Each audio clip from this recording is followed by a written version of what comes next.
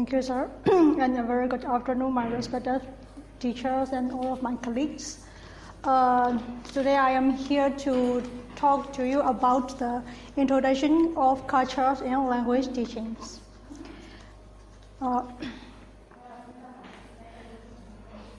In today's presentation, I'm hoping to cover 3 points. Firstly, what is culture? And then we will look at the relationship of language and culture. And finally, I will present about the role of culture in foreign language teachings. Firstly, what is culture?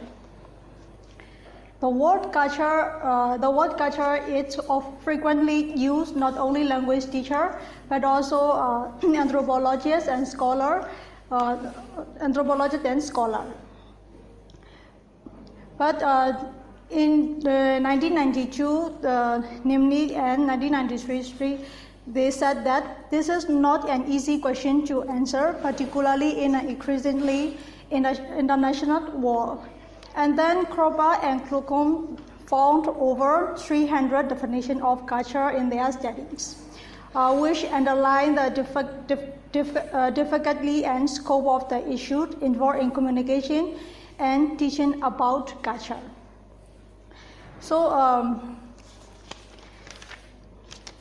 the word culture, everyone feels comfortable using of this term of culture pretty much, but how can we define it? When you start thinking about the culture, firstly you realize that the culture is nearly influence everything in human experience. And then the anthropologist John H. Hotley said what people define the culture as what people think, make, and do. The term of culture is extremely vast and it is one of the most complex words in English also. And there will be a different perspective of view to look at the concept of culture. So in 2014, Frank developed the 3P model of culture, and the 3P are perspective, practice, and products.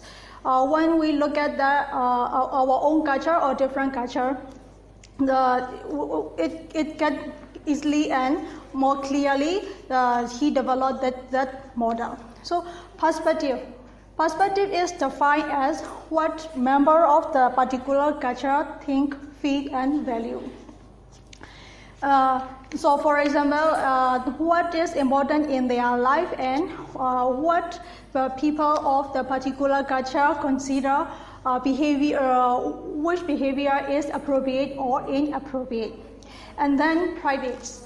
Perspective shape practice. So in practice include the idea about traditions and the particular behavior of the culture. And then the pattern of communication.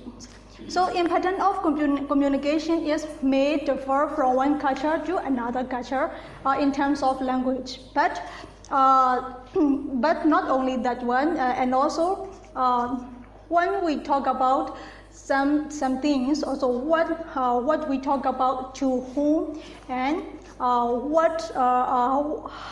the using of eye contact, the using of gesture, what we use in the communications like that, and not only that one, not only the other behavior also include in the practice.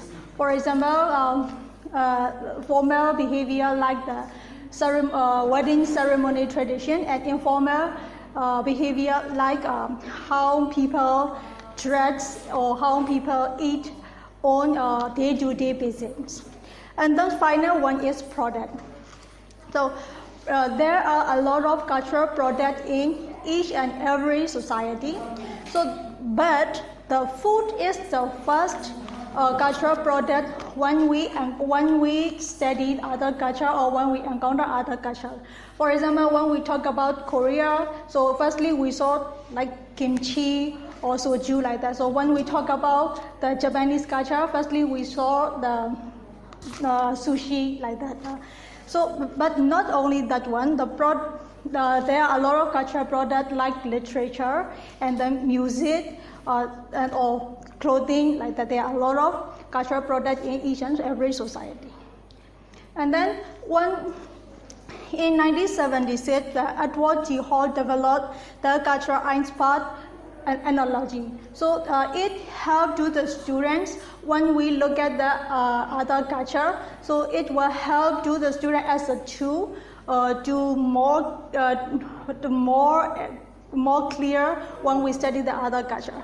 And the tip of the Einspot culture, it belongs to the visible culture is like food, clothing, and language, literature, art, music, and then not only the one tradition or festival. And then in the lower part of the Einspot is referred to the deep culture.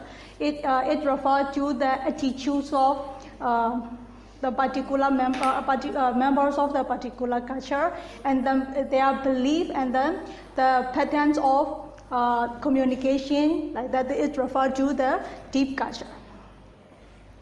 And then in 1988, the casting categorized the culture into categorized bit C and small c. So bit C also refers to the visible form of formal culture. It will be the literature and the fine art and intellectual products of the particular culture. And then the small c is referred to the invisible type or deep culture of the particular societies. And then the second part of my presentation is the interrelationship of language and culture. Of course, it is undeniable fact that there is the link between language and culture.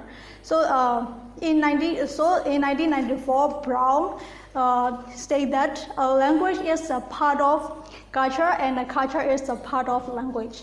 So the two are intricately interwoven, so that one cannot separate the two without losing the significance of either language or culture. In 2000, Jian described the interrelation of language and culture metaphorically from three different perspectives. The first perspective is from the philosophical views. In here, language and culture create a living organism. So, without culture, language would be died, and without language, culture would be shapeless. And then the second perspective from a communicative views. In here, if communication is a swimming, language is swimming skill, and culture is water. So without language, communication would remain the very limited degree, and then without culture, the communication would be there would be no communication at all. The final view is from pragmatic views. In here, communication like transportations, and then language is like vehicle, and culture like traffic light. So language make communication more faster and easier, and then culture regulates, sometimes promote, and sometimes hinder the communications. And then the last part of the presentation, the last part of this presentation is the role of culture in foreign language teachings. The issue of integrating culture in language teaching is still a hot debate among teachers, educators, and scholars. But now, in EFL field, the place of culture has been reconsidered in the language classroom. So in CEFL framework, the language learning is no longer defined in terms of communicative competence, but rather in terms of intercultural competence. Not only UK framework, in US also, the US standard by ACTF published the standards of foreign language learning, preparation for the 21st centuries. And then it also consists of 5 C's, and the 5 C's are communication, culture, connections, comparison, and communities. So therefore, in 1993, the Bennett claimed that in language classroom, the teachers are encouraged to teach target culture to their students along with language teaching because to prevent the educating the fluent fool. So the terms of fluent fool was introduced by the Bennett, and it means someone who speaks a foreign language well, but the students doesn't understand the social or philosophical content of that language. So it's time for conclusion. The learning culture will be difficult to address in the language classroom. But according to the Krishna 1999, she said that the simple mystery of the linguistic form of a language is not enough for learner to be considered competence in the target language. So the student will not be considered to have a master in the foreign language until they understand the context of not only target culture but also our own culture as well. And then with the rise of globalization, the world became more interconnected. So the language teacher needs to activate the students' cultural antenna to understand not only other culture but also our own culture as well.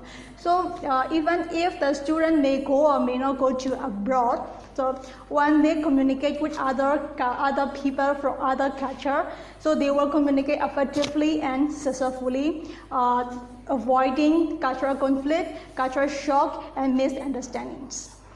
Thank you. Okay.